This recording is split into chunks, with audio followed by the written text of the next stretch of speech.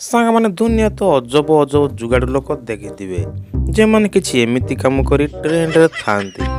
କିନ୍ତୁ ସାଙ୍ଗମାନେ ମୁଁ ଆଜି ଏମିତି ଯୁଗାଡୁ ଲୋକଙ୍କୁ ଇଣ୍ଟ୍ରୋଡ୍ୟୁସ୍ କରିବା ପାଇଁ ଯାଉଛି, ଦେଖିଲେ ହସିବେ।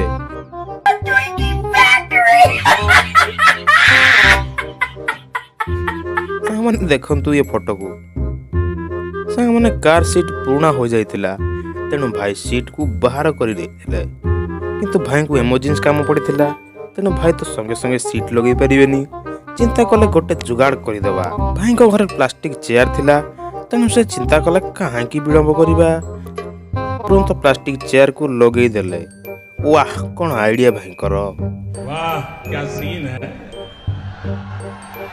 वाह क्या सीन है। ମାନିବାକୁ ପଡ଼ିବ ତାଙ୍କ ଯୁଗାଡ଼କୁ। ଯଦି ଏମିତି ଲୋକ ଥିବେ ଦୁନିଆ ତ ଆଗକୁ ଯିବ ହିଁ ଯିବ।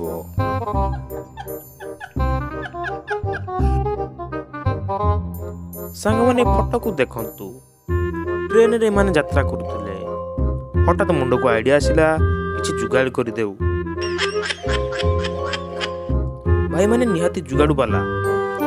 ସେ କ'ଣ ସବୁ ଲୋକଙ୍କ ପରି ଛିଡ଼ା ହୋଇଯିବେ? ସେ କହିଲେ ଲୋକ ଏମିତି ଛିଡ଼ା ହୋଇଥାନ୍ତୁ। ଏତିକି ସମୟରେ ମନେ ପଡ଼ିଲା ଭାଇମାନଙ୍କୁ, ଆରେ ଆମ ପାଖରେ ତ ବେଡ଼ସିଟ୍ ଅଛି, ଆମେ ଏହାକୁ ଆଜି ଭଲ କାମରେ ଲଗେଇବା। ୱାହ, ଭାଇମାନଙ୍କ ଯୁଗାଡ଼କୁ ଦେଖି ମୋଦିଜୀ ବି କହିବେ, वाह क्या सीन है वाह क्या सीन है। ସାଙ୍ଗମାନେ ଏ ଫଟୋକୁ ଚଷମା ପିନ୍ଧିକି ଟିକେ ଦେଖନ୍ତୁ। ସାଙ୍ଗମାନେ କଥା କ'ଣ, ଦୁଇ ଭାଇ ଯାଇଥିଲେ ସିମେଣ୍ଟ ଗୋଦାମକୁ। ବାଇକ୍ରେ ଯାଇଥିଲେ। ଗାଡ଼ି ପଚାରିଥିଲେ ସିମେଣ୍ଟ ଘରକୁ ନେବା ପାଇଁ, କିନ୍ତୁ ଗାଡ଼ିବାଲା ରେଟ୍ ବହୁତ କହିଲା। କିନ୍ତୁ ଏ ଭାଇମାନେ ବହୁତ ଯୁଗାଡ଼ୁ ଲୋକଙ୍କ ଭିଡ଼ିଓ ଦେଖିଛନ୍ତି। ଏମାନେ ଚିନ୍ତା କଲେ, ଆମେ ଏତେ ଟଙ୍କା ଦେଇ କାହିଁକି ସିମେଣ୍ଟ ନେବା, ଆମେ ଯେଉଁ ବାଇକ୍ରେ ଆସିଛନ୍ତି ସେ ବାଇକ୍ରେ ହିଁ ନେଇଯିବା। ଦୁଇ ଭାଇ ବାଇକ୍ ଉପରେ ସିମେଣ୍ଟ ଲୋଡ଼ କଲେ। ପୁଣି ଆଇଡ଼ିଆ ଆସିଲା, ଆରେ ଭାଇ ସିମେଣ୍ଟ ସିନା ଲୋଡ଼ ହୋଇଗଲା, ଦୁଇ ଜଣ ଯାକ ଯିବା କେମିତି? କାହିଁକି ନା ଘର ତ ବହୁତ ଦୂର, ଗାଡ଼ି ଭଡ଼ା କରି ଯିବା ତ ସମ୍ଭବ ନୁହଁ, କାହିଁକି ନା ଟଙ୍କା ସରିଯିବ। ଚିନ୍ତା କଲେ ସିମେଣ୍ଟ ଉପରେ ମଣିଷ ବସିଲା ପରି ଜାଗା ଅଛି, କାହିଁକି ସିମେଣ୍ଟ ଉପରେ ବସି ନ ଯିବା। ସାଙ୍ଗମାନେ ଭିଡ଼ିଓ ଯଦି ଭଲ ଲାଗୁଛି ଲାଇକ୍ ଗୋଟେ କରନ୍ତୁ। ସାଙ୍ଗମାନେ ଫଟୋକୁ ଦେଖନ୍ତୁ। ସାଙ୍ଗମାନେ ଫଟୋ ଦେଖି ଜାଣିପାରୁଥିବେ ଏ ଭାଇଙ୍କର କେତେ କ୍ରିଏଟିଭିଟି ଅଛି।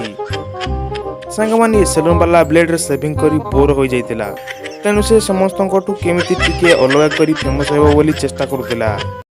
ଏ ଫଟୋକୁ ଦେଖନ୍ତୁ। କ'ଣ ଭାବୁଛନ୍ତି ସାଙ୍ଗମାନେ ଏ ବ୍ୟକ୍ତି କ'ଣ କରୁଛି ବୋଲି? କଥା କ'ଣ କି ସାଙ୍ଗମାନେ, ଏ ବ୍ୟକ୍ତି ଗ୍ୟାସରେ ରୁଟି ତିଆରି କରୁଥିଲା। ହଠାତ୍ ଗ୍ୟାସ୍ ସରିଗଲା, କିନ୍ତୁ ଭାଇଙ୍କର ରୁଟି ବନା ଅଧାରେ ରହିଯାଇଥିଲା।